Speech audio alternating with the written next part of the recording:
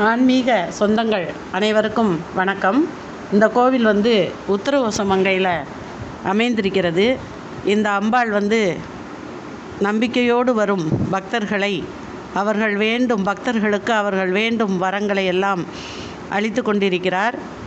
அது மட்டுமல்ல, பஞ்சமி திதி, பௌர்ணமி திதிகள் மிக சிறப்பாக அந்த நாள் கொண்டாடப்படுகின்றது.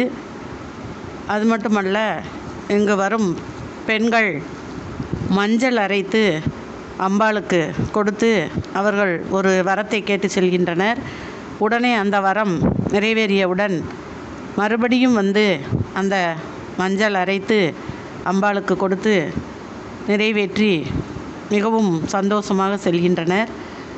எனவே அனைவரும் இந்த வராகி அம்மனை தரிசித்து அருள் பெற்று வாழ்க வளமுடன்.